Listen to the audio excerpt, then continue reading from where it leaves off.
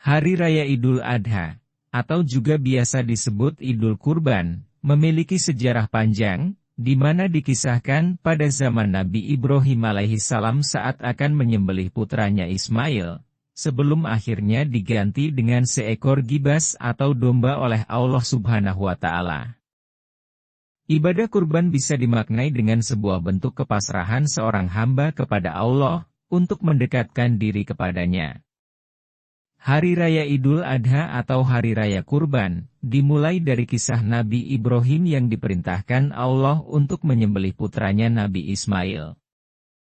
Kemudian disiarkan oleh Nabi terkahir Muhammad SAW yang menganjurkan umat Islam untuk menyembelih kurban di Hari Raya Haji atau Idul Adha. Berikut adalah kisah atau sejarah Hari Raya Kurban. Dikisahkan bahwa Nabi Ibrahim tidak memiliki anak hingga di masa tuanya. Lalu beliau berdoa kepada Allah. Ya Tuhanku, anugerahkanlah kepadaku seorang anak yang termasuk orang-orang yang soleh. Quran Surat Asy-Syaffat ayat 100. Kemudian Allah memberikan kepadanya kabar gembira akan lahirnya seorang anak yang sabar. Dialah Ismail yang dilahirkan oleh Hajar. Menurut para ahli sejarah, Nabi Ismail lahir ketika Nabi Ibrahim berusia 86 tahun. Nabi Ibrahim kemudian membawa Hajar dan Ismail yang waktu masih bayi dan menyusu pada ibunya ke Mekah. Pada saat itu di Mekah tidak ada seorang pun dan tidak ada air. Nabi Ibrahim meninggalkan mereka di sana beserta alat-alat dapur untuk masak-memasak dan sebagainya yang dibuat dari tanah liat yang kemudian dibakar yang di dalamnya terdapat kurma serta bejana kulit yang berisi air. Setelah itu Nabi Ibrahim berangkat dan diikuti oleh Hajar. Seraya berkata, "Wahai suamiku, kemana engkau hendak pergi? Apakah engkau akan meninggalkan kami sedang di lembah ini, yang tidak terdapat seorang manusia pun, dan tidak ada makanan apapun?" Pertanyaan itu diucapkan berkali-kali. Namun Nabi Ibrahim tidak menoleh sama sekali, hingga akhirnya Hajar berkata kepadanya, "Apakah Allah yang menyuruhmu melakukan ini?" "Ya," jawab Nabi Ibrahim. "Kalau begitu kami tidak disia-siakan." Dan setelah itu Hajar pun kembali. Nabi Ibrahim pun berangkat sehingga ketika telah jauh sampai di Samiyah, beliau pun menghadapkan wajahnya ke Baitullah dan berdoa. "Ya Tuhan kami, sesungguhnya aku telah menempatkan sebahagian keturunanku di lembah yang tidak mempunyai tanam-tanaman di dekat rumah Engkau, Baitullah, yang dihormati, ya Tuhan kami yang demikian itu agar mereka mendirikan sholat. Maka jadikanlah hati sebagian manusia cenderung kepada mereka dan beri rezekilah mereka dari buah-buahan, mudah-mudahan mereka bersyukur." Quran Surat Ibrahim ayat 37. Dan Hajar pun menyusui Ismail dan minum dari air yang tersedia. Sehingga ketika air yang ada dalam bejana sudah habis, maka ia dan putranya pun merasa haus. Lalu Hajar melihat putranya merengek-rengek. Kemudian ia pergi dan tidak tega melihat anaknya tersebut. Maka ia mendapatkan Shofa merupakan bukit yang terdekat dengannya. Lalu ia berdiri di atas bukit itu dan menghadap lembah sembari melihat-lihat adakah orang di sana, tetapi ia tidak mendapatkan seorang pun di sana. Setelah itu ia turun kembali dari Shofa dengan susah payah sehingga sampai di lembah. Lalu ia mendatangi Bukit Marwah lalu berdiri di sana seraya melihat-lihat adakah orang di sana. Namun ia tidak mendapatkan seorang pun di sana. Ia lakukan itu berlari-lari antara Bukit Shofa dan Marwah sebanyak 7 kali. Setelah mendekati Marwah ia mendengar sebuah suara. Ia pun berkata, "Diam." Maksudnya untuk dirinya sendiri. Kemudian ia berusaha mendengar lagi hingga ia pun mendengarnya. "Engkau telah memperdengarkan. Adakah engkau dapat menolong?" Tiba-tiba ia mendapati malaikat di dekat sumber air Zam-Zam.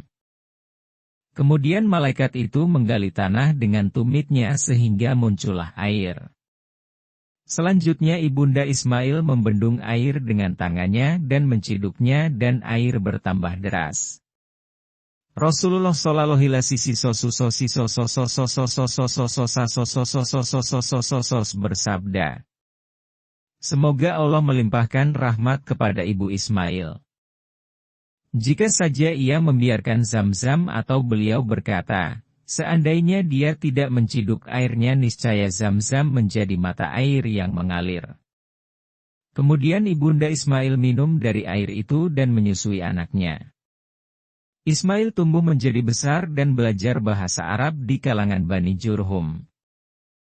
Hingga pada suatu hari, ayahnya, Nabi Ibrahim datang menjumpainya.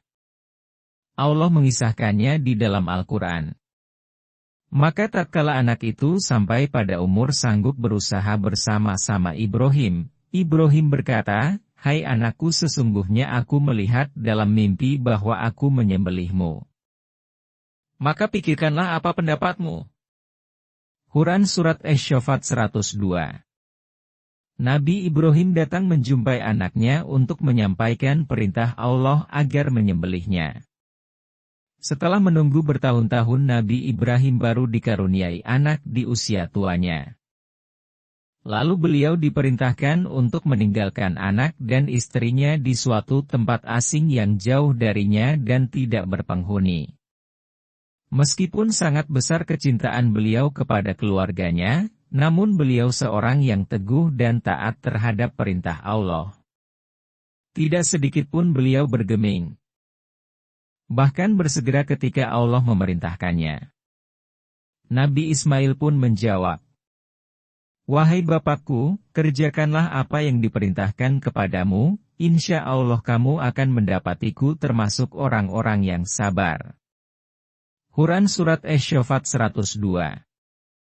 Nabi Ismail meminta ayahnya untuk mengerjakan apa yang Allah perintahkan. Dan beliau berjanji kepada ayahnya akan menjadi seorang yang sabar dalam menjalani perintah itu. Sungguh mulia sifat Nabi Ismail. Allah memujinya di dalam Al-Quran.